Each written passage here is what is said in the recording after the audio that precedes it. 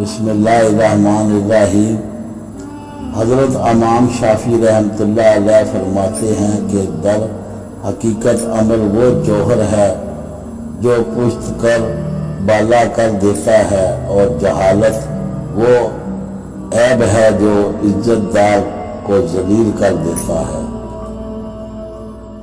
हकीकी दोस्त वही होता है जो मुसीबत में सामने आए और राहत में खुद को जाहिर ना करे।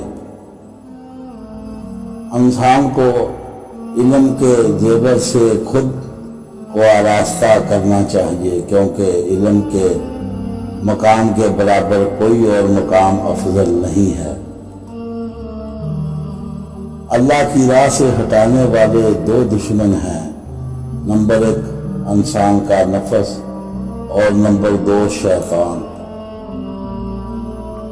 किसी भी मामले में इस पहलू की हमेशा मुखालफत करो जिसमें नफ्स का अमल दखल हो, वो पहलू इख्तियार कर लो जो शरीयत के ऐन मुताबिक हो।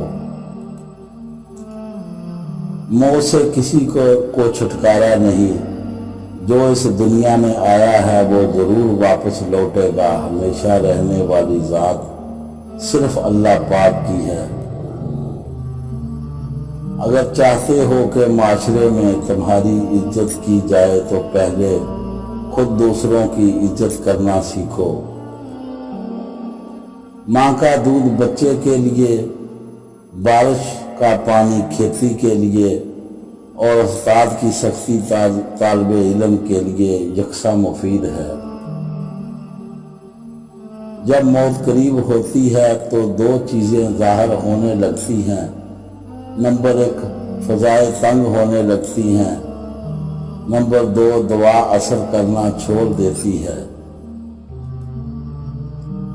बुराई का बीज बोने वाला भलाई की फसल नहीं काट सकता।